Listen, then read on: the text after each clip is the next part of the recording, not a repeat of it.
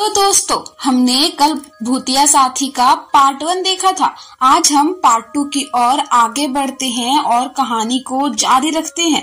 वामन की पीठ पर मोहन बैठा हुआ था, लेकिन अब उसका चेहरा ठीक नहीं था। अब वो पूरी तरह बदल चुका था। उसके सर पर किसी धारदार शास्त्र से किए हुए वार दिख रहे थे। उसके सर से खून टपक रहा था।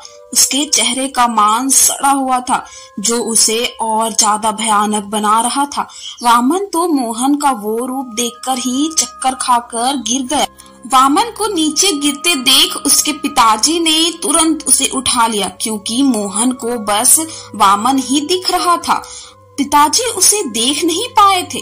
पिताजी ने उसके गले को थपथपाकर उसे होश में लाने की कोशिश कर रहे थे, लेकिन उसे होश नहीं आ रहा था।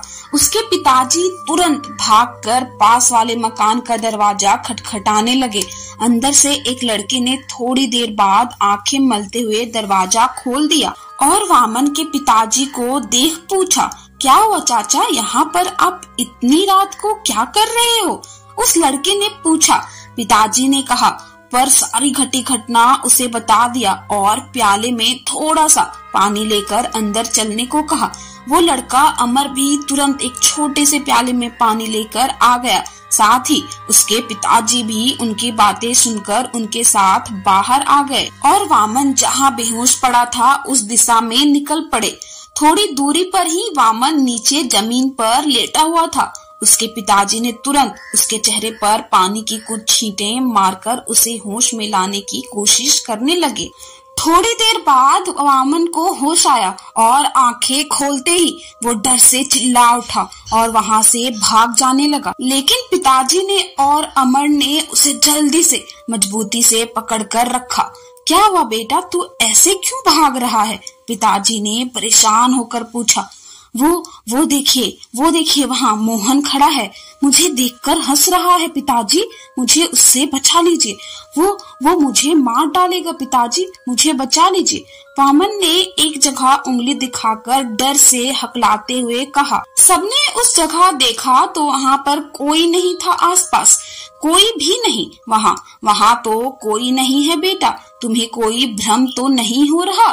अमर के पिताजी ने पूछा। नहीं चाचा, वहाँ पर मोहन ही है और अब वो इंसान नहीं, भूत की तरह दिख रहा है। वो कह रहा था वो हमारे ही गांव का है, आप उसे पहचानते होंगे। वामन ने डरते हुए कहा। मोहन नाम का तो कोई नहीं है हमारे गांव में। उसका पूरा नाम पता तुम्हें पता है क्या? पिताजी ने पूछा। हाँ, उसने उसका पूरा नाम बताया था। उसका नाम मोहन काले है। वो वहीं खड़ा है, देखिए ना कैसे मुझे देखकर हंस रहा है। वामन ने डर से कांपते हुए कहा। वहीं वामन के पिताजी और अमर के पिताजी मोहन काले के नाम सुनते ही हैरानी से एक दूसरे की ओर देखने लगे। उनके चेहरे स्वागत डर की झलक साफ साफ दिख रही थी।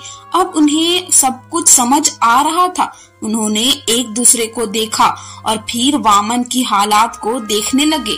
वामन लगभग पागल हो चुका था और बार बार मोहन का नाम लिए जा रहा था।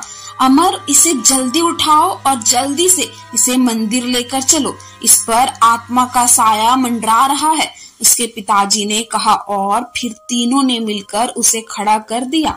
अचानक ही वामन जोर जोर से चिल्लाने लगा। पिताजी, मोहन मेरे कंधे पर बैठ गया है पिताजी। मोहन सच में वामन के कंधे पर बैठ गया था, लेकिन वो किसी को दिखाई नहीं दे रहा था। अमर, इससे अब चला नहीं जाएगा, तुम इसे अपने कंधे पर उठा लो जल्दी से, पिताजी ने कहा। तो अमर उसे उठाने की कोशिश कर रहा था, लेकिन दुबले पतले प्यास जैसे किलो के वजन का वजन ऐसा लग रहा था मानो उसने अपने ऊपर 100 किलो का अदृश्य पत्थर रख लिया। मोहन जानबूझकर उन्हें मंदिर जाने से रोकने लगा था। अब तो उसके गुर्राने की भी आवाज सबको आ रही थी और उसे सुन के सबके डर के मारे पसीने छूट रहे थे। तीनों मिलकर उसे खींचने की कोशिश करने लगे, फिर भी वामन अपनी जगह से हिल भी नहीं पा रहा था। अचानक ही अमर को कुछ याद आया और अभी आता हूँ कहकर वो भागकर घर की तरफ भागता गया और हाथ में कुछ लेकर भागते हुए वापस आ गया।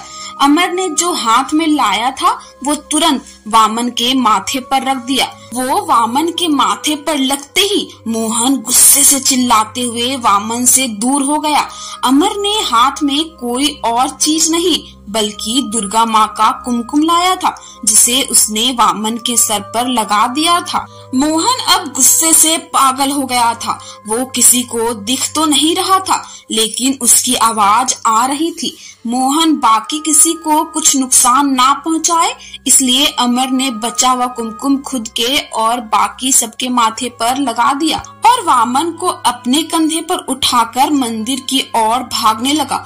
उन दोनों के पिताजी भी जितना हो सके उनके पीछे भागने लगे थे।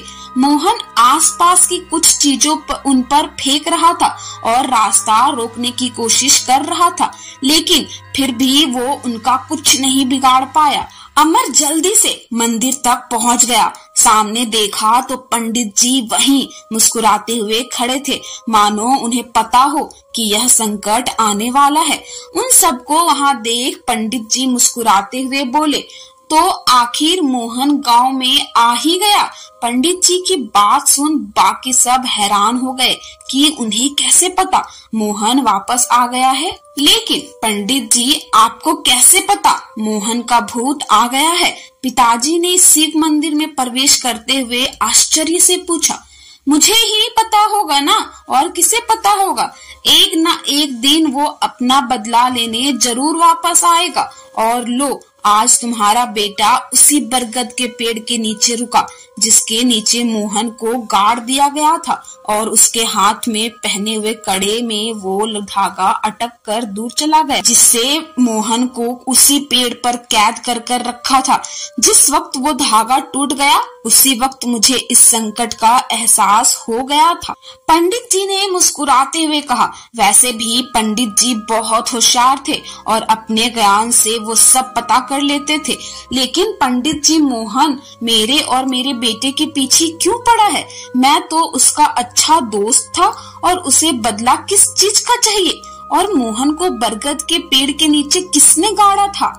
20 साल पहले तो हमें यही पता चला था कि वो गांव छोड़कर भाग गया है, और बाद में यह सुनने को आया कि किसी जंगली जानवर ने उसे मार डाला है।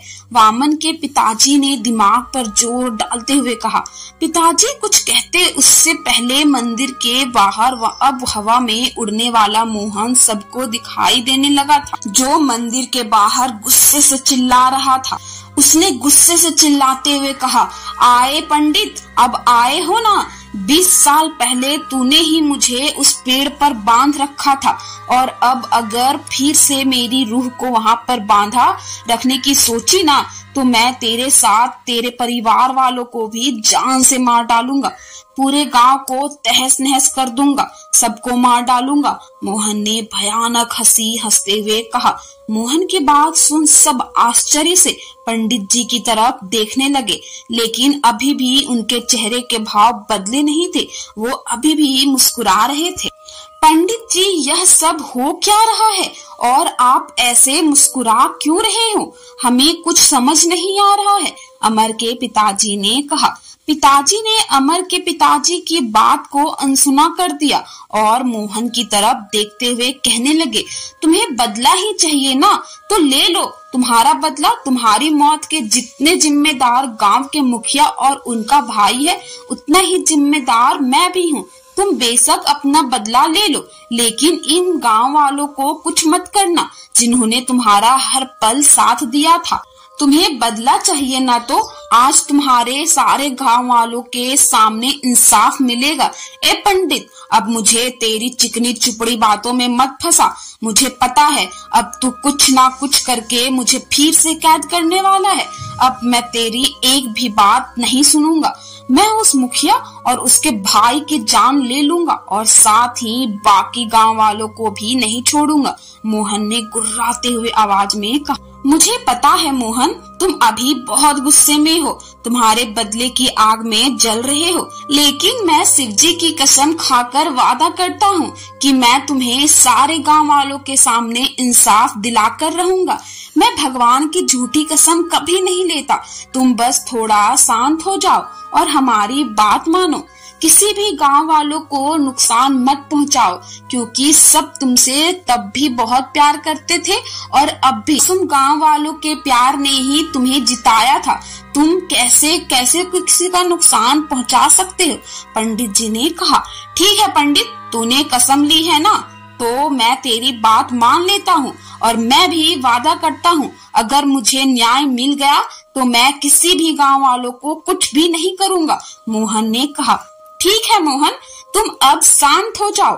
मैं वामन को छोड़ बाकी तीनों को गांव वालों को बुलाने के लिए कहता हूँ और जब मुखिया और उसका भाई आएगा तब उन दोनों के सब गांव वालों के सामने अपना गुनाह कबूल करने तक उन्हें ज्यादा नुकसान मत पहुंचाना। पंडित जी ने कहा तो मोहन अचानक गुर्राते हुए गायब हो गया। मोहन के गायब होते ही पंडित जी ने वामन को ठीक से एक जगह बिठाया और अपना रुख उन तीनों की तरफ मोड़ दिया।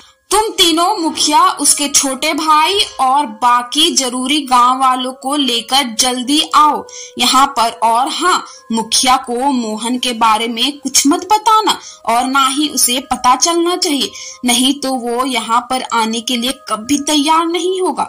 और जल्दी जाओ सब। पंडित जी ने कहा तो तीनों जल्दी से भागकर गांव वालों को बुलाने चले गए। थोड़ी देर बाद एक एक करके गांव के कुछ जरूरी लोग मंदिर में जमा हो गए और वो तीनों भी वापस आ गए और उनके साथ मुखिया और उसका भाई भी आ गया। लेकिन मुखिया और उसका भाई मंदिर में प्रवेश करता उससे पहले ही मोहन की आत्मा ने उन्हें पीछे खींच लिया। अब वो दोनों भी हवा में लटक रहे थे। मुखिया और उसके छोटे भाई को ऐसे हवा में तैरते देख बाकी सभी लोगों की आंखें फटी की फटी ही रह गई। अचानक ही मोहन की आत्मा ने उन दोनों को ऊंचाई से नीचे धकेल दिया और फिर धीरे धीरे अपने असली रूप में आने लगा। सब जब ने गांव में मोहन का रूप देखा तो सब लोग हैरानी से हक्के बक्के रह गए। हालांकि उन्हें अभी भी यह पता नहीं था कि उनके सामने किसकी आत्मा है। गांव वालों भी भूत के डर से कोई भी उन दोनों की मदद करने के लिए आगे नहीं बढ़ रहा था। मुखिया और उसका भाई दोनों की तो मोहन को देख हालात ही खराब हो गई थी। दोनों भागने की कोशिश करने लगे थे, लेकिन ऊंचाई से गिरने की वजह से दोनों ठीक से खड़े भी नहीं हो पा रहे थे। मोहन फिर से दोनों को हवा में उछाल दिया और दोनों एक दूसरे से टकराकर नीचे गिर गए। कौन हो तुम और हमें मारना क्यों चाहते हो? मुखिया ने हकलाते हुए पूछा। क्या बात है मुखिया, इतनी जल्दी मुझे भूल गया? पेड़ के नीचे दफनाकर, मोहन ने कहा। तो पेड़ के नीचे दफनाकर सुन। मुखिया और उसका भाई डर से कांपने लगा, क्योंकि उन्हें सब पता चल चुका था कि उनका अब अंतिम समय आ गया है। दोनों जल्दी से मोहन के सामने अपने हाथ पैर जोड़ने लगे थे, अपनी जान बचाने के लिए गिड़गिड़ाने लगे। हमें माफ कर दो मोहन, हमने बहुत बड़ी गलती की थी। चाहो तो हम सब गांव वालों को सारी सच्चाई बता देते हैं, लेकिन हमारी जान मत लो। मुखिया ने कहा। ठीक है, बताओ सारे गांव वालों को सच्चाई, और रही बात तुम्हारी जान की तो वो बाद में सोचेंगे।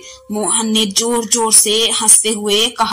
गांव वालों, हमें माफ कर दो। जहां किसी की हमारे खिलाफ जाने की हिम्मत नहीं थी, वहां 20 साल पहले हम सबसे पहले हमारे परिवार से छोड़ किसी और को आप सब ने सरपंच बना दिया था और सारा प्यार इस मोहन पर ही लुटा रहे थे और भी गांव के लिए अच्छे काम कर रहे थे। हमें मोहन से नफरत होने लगी थी क्योंकि वो एक आम आदमी था। मैंने और मेरे भाई ने मोहन को मार डालने का सोचा और वैसे किया भी। खेत में बुलाकर उसे मार डाला और फिर उसके नाम से सरकारी आवाज से पैसे लिए और अमन को जंगल में एक बरगद के पेड़ के नीचे दफना दिया और गांव में यह खबर फैला दी कि मोहन पैसे लेकर भाग गया।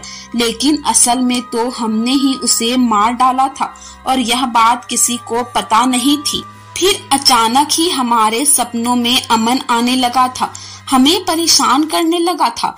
तो हमने पंडित जी की मदद लेकर एक मंत्रित धागे से मोहन की आत्मा को उस बरगद के पेड़ में कैद कर दिया था। जब पंडित जी को पता चला यह खून हमने किया है तो उन्होंने अमन की आत्मा को कैद करने से मना कर दिया और गांव वालों को भी यह बात बताने को कही, लेकिन हमने उसके परिवार वालों की गर्दन पर छुरी रख दी तो उसे मजबूरी में हमारा यह काम करना ही पड़ा।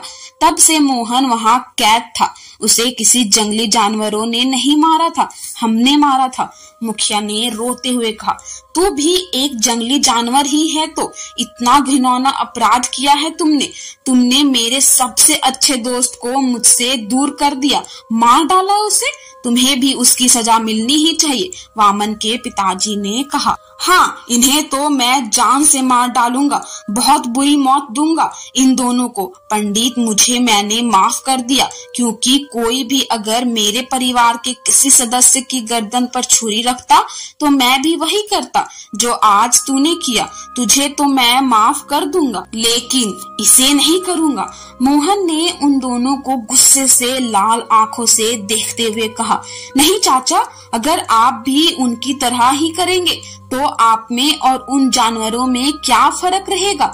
हम उन्हें कल ही पुलिस के हवाले कर देंगे। उन्होंने सबके सामने अपना जुर्म कबूल किया है और सुना है आपने हमारे गांव के लिए बहुत कुछ किया है, तो आज से आपकी बूढ़ी माँ और पिताजी का हम सब मिलकर ख्याल रखेंगे। क्यों गांव वालों, सही कहा ना? वामन ने कहा तो सबने हाँ कहते हुए अपनी गर्दन हिलाई। अचानक ही मोहन की आत्मा वहाँ से गायब हो गई। अगले ही दिन मुखिया और उसके छोटे भाई ने कोर्ट में अपना गुनाह कबूल किया और उन्हें उम्र कैद की सजा सुनाई गई। पंडित जी और बाकी गांव वालों ने उस पेड़ के नीचे से मोहन का कंकाल निकालकर उसका विधि के अनुसार अंतिम संस्कार भी कर दिया। उसके अगले ही दिन मुखिया और उसके भाई को दूसरी बड़ी जेल में एक गाड़ी से ले जा रहे थे, लेकिन अचानक ही गाड़ी का हादसा हो गया और गाड़ी में बैठे वो 2 कांस्टेबल और ड्राइवर सही सलामत गाड़ी के बाहर फेंका गया और गाड़ी से अचानक ही बड़ी बड़ी आग की लपटें ले ली और मुखिया और उसके भाई के साथ गाड़ी भी जलकर राख हो गई और धुएं से आसमान में एक मुस्कान बन गई और इस तरह मोहन की आत्मा को शांति और मुक्ति दोनों मिल गई। तो दोस्तों, आपको ये कहानी कैसी लगी हमें कमेंट करके जरूर बताएं और जल्दी से हमारे इस चैनल को सब्सक्राइब कर ले ताकि आपके पास रोज ऐसी डरावनी और रोमांचित हॉरर कहानी पहुंचते रहे। धन्यवाद।